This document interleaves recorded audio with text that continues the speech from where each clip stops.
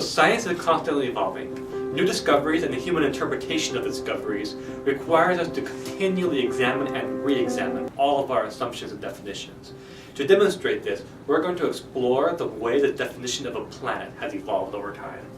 By the end of this unit, we hope that you will be able to recognize the way that the term planet is defined today based on the definition provided us by the International Astronomical Union. We want you to be able to construct an argument for or against that definition using sound reasoning supported by evidence.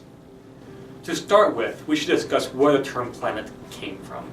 The word planet originally comes from the Greek and Latin words that mean wander. This is because planets were points of light that wander across the sky against the backdrop of otherwise stationary stars. Hence, planets were defined as any point of light in the sky that moved with respect to the stars. However, such a definition would certainly not work today. Most of us have seen man-made satellites moving with irregular, predictable paths against the backdrop of the stars, and none of us think that they belong in the same category as planets. Fortunately, that definition was abandoned long ago. Under this old definition, the term planet included Mercury, Venus, Mars, Jupiter, Saturn, and, believe it or not, the Sun and the Moon. Eventually, however, people realized that all of the planets, including the Earth, were actually orbiting the Sun. So planets were defined as worlds that orbit the Sun.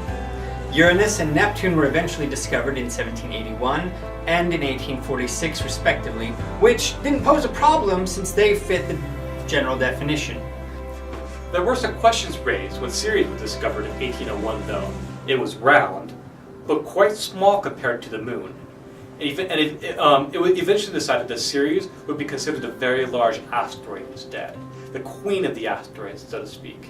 The real problem came in 2005, when another object was discovered beyond Neptune that was even larger than Pluto.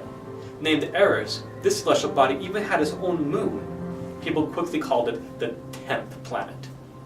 However, there were two other objects found the same year in the same area of space, Makemake and Haumea.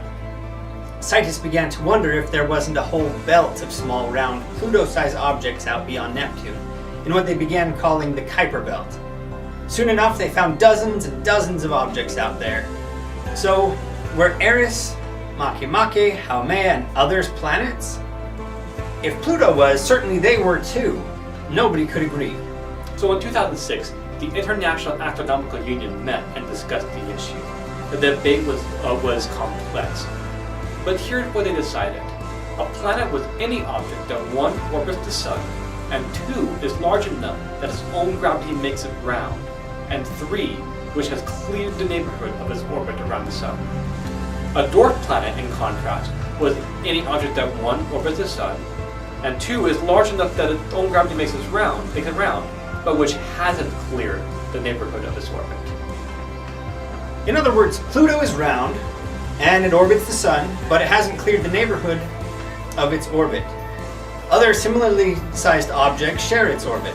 To be a planet, it has to be powerful enough to clear the area it travels through its gravity and influence. So Pluto is a dwarf planet. At the same time, so is Ceres, the huge asteroid. It's big enough that it's become round too, but the other asteroids are not dwarf planets because they aren't big enough to have become round. This definition isn't perfect though. Pluto crosses orbits with Neptune occasionally. Does that mean that Neptune isn't a planet? Jupiter has a large amount of asteroids sharing its orbit, so many that they even have a name, the Jupiter Trojans. So what's the cutoff point? Also, how do we know if objects orbiting distant stars are planets? We don't have telescopes that can see whether or not they meet all the criteria. Also, some complain that only a few astronomers were able to participate in creating the definition. The debate continues today. It's exciting to see how these scientific developments unfold. The back and forth of various ideas and proposals, argument weighed against counter-argument. So what do you think? For your activity, you'll have the opportunity to practice making a case for or against the IAU's definition, and for or against Pluto being included as a planet.